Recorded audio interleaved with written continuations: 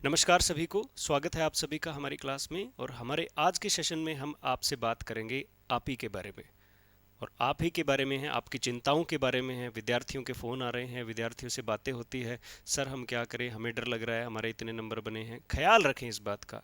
सबसे पहले हम बात करने वाले हैं रीट की, यानी रीट के रिजल्ट की। जो आंसर की जारी की गई है उसके अंदर कुछ एक परिस्थितियां गलत भी हो सकती है, एक आध नंबर इधर उधर हो भी सकता है। आपके आपत्ति भी मांगी गई है। आपत्ति लगवाना चाहते हो तो आप जा सकते हो। आपत्ति लगवाने के लिए आप इजी रहकर आप एक अच्छा ऑथेंटिक सोर्स देखिए और उसके बाद में आपत्ति लगाइए। ऑब्जेक्शन का फॉर्म फिल करिए। दूसरी बात कि जो आपके सामने रिजल्ट है उसको रिजल्ट को देख देख कर बार बार या तो परेशान नहीं होना या हवा में नहीं उड़ना।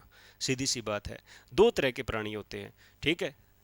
जैसे भी कोई रिजल्ट आता है तो तीन तरह के लोग होते हैं। वो लोग अपने रंग को दिखाने लग जाते हैं। पहला, जिसके मान लीजिए 83 से माइनस अंक आए हैं, और दूसरा जिसके जो है वो 95 से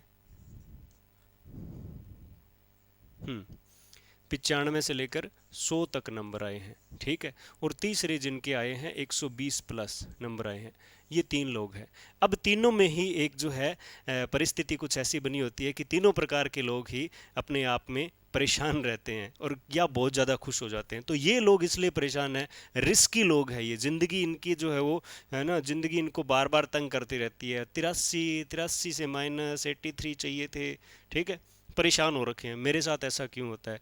तो ये इस परेशानी में हमारा रीट पास नहीं हुआ। इनका टारगेट सीधा सेकंड ग्रेड जाएगा, ठीक है। ये सेकंड ग्रेड के अंदर बैठेंगे और आने वाली परिस्थितियों में दिसंबर में अच्छा फील करने वाले हैं अगर मेहनत अच्छी रही तो। ये लोग नॉर्मलाइजेशन को लेकर परेशान है। नॉर्मलाइजेशन होगा, ये होगा, कितने कम होंगे, ये वो होंगे, इस तरह से बातें कर रहे हैं।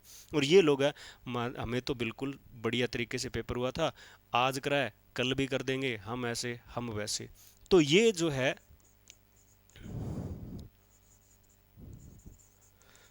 नॉर्मलाइजेशन से परेशान होने वाले हैं और ये फुल ऑफ कॉन्फिडेंट, ठीक है। फुल ऑफ कॉन्फिडेंस, बिल्कुल कॉन्फिडेंट है, बिल्कुल जो अच्छी अच्छी बातें कर रहे हैं। हमें अच्छा, हमने पेपर की थी, हमने मेहनत करा था, हमने ये करा था, ये सारी बातें चल रही है। यानी यहाँ पर परेशानी ये इस बात की है सिर्फ कि हमारे रीट में सिलेक्शन नहीं हुआ। चुनौती सामने है, मौका सामने है, अपॉर्चुनिटी सामने है, जाइए और अपने लक्ष्य को हिट करिए। यहाँ पर परेशानी इस बात की है सिलेक्शन तो हो आ जैसी, पर थोड़ा ज़्यादा कम न हो जाए, के करा। ये लोग परेशान है सेकंड और ग्रेड थर्ड में। थोड़े दिन बाद में ये अपना डिसीजन लेंगे। और ये वाले लोग जो है फोकस्ड है, बिल्कुल इजी वे में कर रहे हैं। हमें तो तैयारी करनी, आगे करेंगे, हमारी पहले अच्छी लर्निंग है, ठीक है। मुद्दा है इनका, ये लोग अभी पढ़ाई करना छोड़ रखे हैं। तो आपके लिए सीधी सीधी मैं एक बात बताना चाहता हूँ, जो परिस्थितियां हैं उनको एक्सेप्ट करिए। ये रोना न रो कर काम करिए और ये ज़्यादा ऊंचा जो है वो नहीं देखें। ऐसे नहीं कहे कि अपने हम तो ये कर देंगे। बिल्कुल आपको वंस अगेन मेहनत से लगना पड़ेगा। आप देखिए जरा, जब पिछला आपने पेपर दिया था तब आपके नंबर स्कोर क्या थे, हो सकता है अब आपके बढ़ के आए हों, हो सकता है घट के आए हों। लेकिन ऐसी परिस्थितियां आगे भी आ सकती है, स्कोर कैसा भी जा सकता है, पेपर का लेवल बताएगा वो। तो ये लोग जो है वो फुल फ्लैश जो है सेकंड ग्रेड की तरफ लग गए। दिसंबर में इनका पेपर होने वाला निर्धारित है। और यहाँ पर जो है वो बहुत अच्छी चुनौती है, बहुत अच्छे जो है वो मौका है इस बात का कि हमारा सिलेक्शन अच्छे से हो सकता है। तो अब हम बात करेंगे कुछ एक बातें जो ये बताएगी कि हमें किस दिशा में चलना चाहिए। ये लोग सेकंड ग्रेड की तरफ जा रहे हैं, सेकंड ग्रेड ही इनका ऑप्शन बनता है। Congratulations to them. आप जो है वो अपने भविष्य के लिए आपको शुभकामनाएं। और अच्छी तरीके से तैयारी करिए। बात है इन दोनों की, ये क्या करेंगे, ये लोग जो है वो किस किन परिस्थितियों में जाएंगे। मैं यहाँ पर सेकंड और यहाँ पर थर्ड ग्रेड की बात कर रहा हूँ। मुद्दा ये है कि यहाँ पेपर दिसंबर में बताया है, यहाँ बताया है जनवरी में। सबसे इंपॉर्टेंट बात है ये। दूसरी बात है, यहाँ इंग्लिश की बात करें तो 1600 प्लस पोस्ट हैं और यहाँ पर बात करें तो 8000 के प्लस पोस्ट आने वाली है। दूसरी बात ये है। तीसरी बात है हमारी सिलेबस की, सिलेबस की बात है, यहाँ वाले सिलेबस की बात है। ये तीन बातें ही आपको बताएगी कि हमें क्या करना चाहिए। पहली बात, आपका सोचने समझने का तरीके जो कुछ एक फैक्ट पे आधारित होने चाहिए। जो फैक्ट ये है हम बता रहे हैं आपको, ठीक है। आपका डिसीजन जो है किसी भी पेपर की तरफ जाने का इन फैक्ट्स पे आधारित होता है। पहला देखिए, ये चुनौती पहले है, तो क्या आप इस चुनौती पे जाएंगे कि इसको स्किप करके जनवरी वाले पे जाएंगे? अगर आप इसको स्किप करके जनवरी वाले एग्जाम की तरफ जा रहे हैं जिसकी वैकेंसी भी क्लियर नहीं है, तो आप क्या कर सकते हो, दिसंबर के अंदर ये पेपर देकर परेशानी का शिकार होने वाले हो, क्योंकि ये पढ़ाई छोड़ दी थी। यहाँ डबल सिलेबस है, डबल सिलेबस है, यहाँ हाफ सिलेबस है, ये मान के चलिए। सब्जेक्ट की बात कर रहा हूं मैं, तो यहाँ पर कम है तो आप कम पढ़ोगे, डेफिनेटली इसमें नंबर जो है वो कम आने के चांस है, अगर किसी के सर पे परमात्मा का हाथ नहीं हुआ तो। कुछ लोग ऐसे होते हैं जिनके ऊपर ऐसे सिर हाथ रख देते हैं, वो जो करते हैं वो सही जाता है। ठीक है, आप सोच रहे होगे सर मैं क्यों नहीं हो सकता, हो मैं हूं तो ठीक नहीं है क्या? तो दिसंबर में जो पेपर होने वाला है उसकी तैयारी छोड़ के वो जनवरी वाले पेपर की तैयारी करेंगे, तो दिसंबर में जब वो पेपर तो दे के आएंगे सेकंड ग्रेड का, यहाँ वो क्या होंगे, नंबर कम होने के कारण, परमात्मा न करे किसी के नंबर कम हो, वो परेशान होने वाले, वो सोचेंगे अल्लाह हमारा ये पेपर गड़बड़ हो गया, ये हो गया, आगे वाला पता नहीं कैसे होगा, और इसके चक्कर में इसकी भी खराब हो जाएगी तैयारी। तो हमारे हिसाब से भी यहाँ पर 1600 सीटें हैं जिनको कम ना आके, और यहाँ पर 8000 सीटें हैं, तो बहुत ज़्यादा है। तो ये सीटें देखकर हमें लग रहा है कि हमें ग्रेड थर्ड की तरफ जाना चाहिए। ठीक है, लेकिन मैं एक बात बताता हूँ आपको, हमें ये काम करना है, न कि इनको देखना, न कि इनको देखना। मुद्दा हमारा है सिलेबस। अगर वो सिलेबस 8000 वैकेंसी का भी कवर हो गया ना ढंग से, तो ये लग जाओगे। अगर 1600 वाले का सिलेबस कवर हो गया तो ये भी लग सकते हो। हमारा मेन मुद्दा है सिलेबस का। और मैं बताता हूँ सिलेबस के बारे में। अगर इंग्लिश की बात करें, अगर इंग्लिश की बात करें तो यहाँ जो टॉपिक्स है ना ग्रेजुएशन लेवल के, वही यहाँ पर है। सॉरी, ग्रेजुएशन नहीं है ना, सीनियर सेकेंडरी। इंग्लिश के सीनियर सेकेंडरी जो लेवल के टॉपिक है वो यहाँ पर प्रेजेंट किए गए हैं। दूसरी बात, यहाँ पर जो टीचिंग मेथड्स है, ठीक है, टीचिंग मेथड्स है, एक मिनट, यहाँ पर जो सेकंड ग्रेड में जो टीचिंग मेथड्स है, वही टीचिंग मेथड, वही लाइन, ठीक है। यहाँ पर 5 निर्धारित है, यहाँ पर निर्धारित नहीं है, थोड़ा सा कह दिया मेथड्स ऑफ टीचिंग इंग्लिश। यहाँ पर वो सेम जो है टीचिंग मेथड यहाँ पर अपने को पढ़ने पड़ेंगे, टीचिंग मेथड्स ये वो पढ़ने पड़ेंगे ग्रेड थर्ड के अंदर। प्लस में अपने को यहाँ पर क्या करना पड़ेगा, रीट के अंदर जो करा था ना अपनों ने, रीट में जो अपने टीचिंग मेथड्स में एवोल्यूशन वगैरह पढ़े थे वो भी यहाँ करने हैं। ठीक है, तो ये हमने कहाँ पढ़े थे, अब पीछे पेपर दिया उसमें, ये कहाँ पढ़े हैं, सेकंड ग्रेड के अंदर। तो जनवरी में अगर पेपर हो तो कोई नुकसान वाली बात नहीं है। ठीक है, मैं बात कर रहा हूँ मेहनती लोगों की, मैं बात कर रहा हूँ नए हारने वाले लोगों की, मैं बात कर रहा हूँ जोशीले लोगों की, मैं बात कर रहा हूँ उन लोगों की जो अपने लक्ष्य पे अडिग है, जो अपने लक्ष्य की तरफ बढ़ना जानते हैं, जो अपने लक्ष्य से पहले कभी हारना नहीं जानते, उनकी बात कर रहा हूँ। भी देखिए, जो सिलेबस यहाँ पढ़ रहा है वो यहाँ आएगा, जो सिलेबस यहाँ पढ़ा वो भी आएगा, जो पीछे रीट के अंदर पढ़ा वो भी आएगा। तो मतलब ये तो कवर हो रहा है ना सेकंड ग्रेड में, पेपर भी पहले है।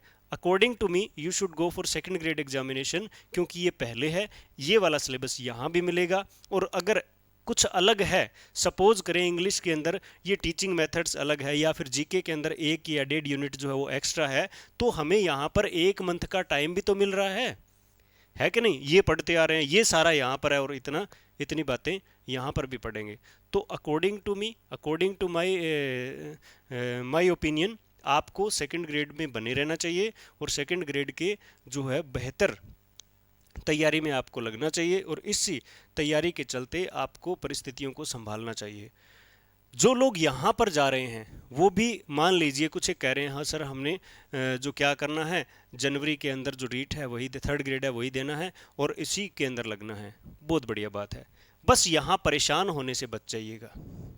ठीक है, यहाँ परेशान होने से आप बचेंगे। आपके विचार में ये जो परेशानी है वो नहीं आ रही, अभी ये दिख रही है, ठीक है, और ये सिलेबस कम दिख रहा है, दो ही चीज़ें दिख रही है। आप अपने आप से पूछिए कि क्या देखकर आप जो है वो ग्रेड थर्ड की तरफ, जनरल वाले पेपर की तरफ जा रहे हो। 8000 सीटें और हमारा सिलेबस कम है, ये देख के जा रहे हो? आई थिंक सो, हमें आसान लगेगा, सिलेबस कम है, कुछ यहाँ पढ़ा हुआ है, ऐसे करके सोच रहे हो। अरे भाई, ये चीज़ें यहाँ हो जाएगी। ठीक है, डिसीजन आपका है, मैं ये नहीं कहता कि आपको ये करना है, लेकिन मैंने एक एडवाइस दिया आपको कि अगर हमें दोनों हाथों में लड्डू मिल सकते हैं तो एक ही क्यों खाएं हम, सीधी सी बात है।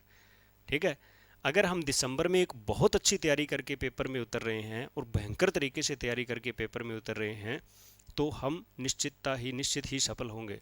और वही सिलेबस, उससे आधा सिलेबस बार बार रिवाइज करके, एक महीने में 2-3 बार और रिवाइज करके, और इस एक महीने में कुछ एक एक्स्ट्रा टॉपिक्स पढ़ के अगर हम यहाँ भी सिलेक्ट हो रहे हैं तो दिक्कत कहाँ है आप लोगों को? द्वंद नाम जो है आपने साइकोलॉजी में पढ़ा होगा, वो द्वंद का शिकार होगे। फिर कौन सी करे से ज्वाइन, ठीक है? फिर आप करोगे ये नज़दीक है, इसमें सैलरी ज़्यादा है, इसमें स्टैंडर्ड ज़्यादा है, ये थर्ड ग्रेड, ऐसे ऐसे बातें करोगे। आप अपने आप में सेलेक्टिव बनिए, हमें सेलेक्ट करना पड़े कुछ ऐसा करिए, ठीक है? और इस बात के लिए कोई बहुत बड़ी विद्या नहीं लगी, बहुत बड़ा नॉलेज नहीं लगा इस बात को। दोनों सिलेक्शन के लिए एक सी चीज़ है, एक ही सफ़र पे जाना है, एक ही सफ़र पे जाना है, एक ही रास्ते पे जाना है, एक मंजिल पहले है और 10 कदम आगे दूसरी मंजिल है, ठीक है? अब आप कह रहे हो हम पहले वाले मंजिल पे हम खाना नहीं खाएंगे, पहले वाली मंजिल पे नहीं रुकेंगे, आराम नहीं करेंगे, हम तो सीधा आगे वाले लेके जाएंगे। हो सकता है वो 10 कदम का फैसला जो आपको परेशान कर दे, क्योंकि हम सोचते हैं वैसा होता नहीं। कुछ बातें आप इसीलिए सेलेक्ट हाँ कर लेते हो क्योंकि आपको सही लगती है। मैं बोलता हूँ कई बार ये मुझे सही लगता है, मैंने कर लिया। आप भी ऐसा करते होंगे, आप भी ऐसा करते होंगे कि आपको भी ऐसा लग रहा हो कि मैं सोचता हूँ इसीलिए ये कार्य सही है, ठीक है? ज़रूरी नहीं आप सही हो। सलाह लीजिए, जब तक कामयाबी हासिल नहीं हो सलाह ज़रूर लें। मेरे हिसाब से सलाह लेने वाला व्यक्ति कम हारता है, ठीक है, कम परेशान होता है, ठीक है? सलाह लेने वाला व्यक्ति बचत में रहता है। तो सलाह लीजिए, गुरुओं की सलाह लीजिए, गुरुओं की राय लीजिए, अपने दोस्तों की राय लीजिए, किसी कामयाब व्यक्ति की राय लीजिए। राय के बगैर मत काम करिए। आप ये सोचते हो ये किताब ये मेरे को अच्छी लगती है मैं तो यही पढ़ूंगा, तो आपको अच्छी लगने से क्या होता है? कवर तो बहुत सुंदर होते हैं किताबों के, वो पढ़ लो। आपको बुरा नहीं लगना है। आप तो देखिए कि मेरी ज़रूरत क्या है। ज़रूरत है नौकरी, और ये पहले मिल रही है, ये बाद में मिल रही है, तो दोनों लेनी है अपने को। लेनी दोनों है, दोनों नौकरियां लेनी है, तो दोनों लेनी है ना। तो आप इसमें पहले जाएंगे तभी दोनों मिलेगी। इसमें पहले जाएंगे मिलेगी नौकरी, नो टेंशन, करिए तैयारी अच्छी करिए, लेकिन यहाँ परेशानी से बचिए।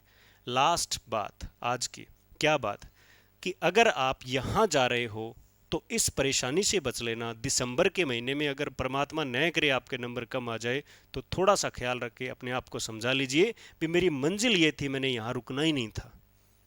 अब हो गया तो हो गया, ठीक है, अब मैं नहीं रुकूंगा, ये मेरी मंजिल ही नहीं थी तो मैं यहाँ पर चलूंगा। दूसरी बात, अगर आप यहाँ जा रहे हो तो थोड़ा सा हार्डवर्क ज़्यादा करना पड़ेगा, थोड़े से 2 या 3 घंटे आपको एक्स्ट्रा देने पड़ेंगे, लेकिन इन दोनों में से कहीं ना कहीं संभावनाएं ज़्यादा बन जाएगी किस बात की? सिलेक्शन होने की। अच्छा सिलेक्शन कीजिए, अच्छी राय को जो है वो एक्सेप्ट करिए, और या फिर अपना जो है वो निर्णय लेते हो वो अच्छा होना चाहिए। दोनों में सफलता मिल सकती है। खुशकिस्मत है आप लोग कि सामने दो एक जैसी मंजिलें आपका इंतज़ार कर रही है।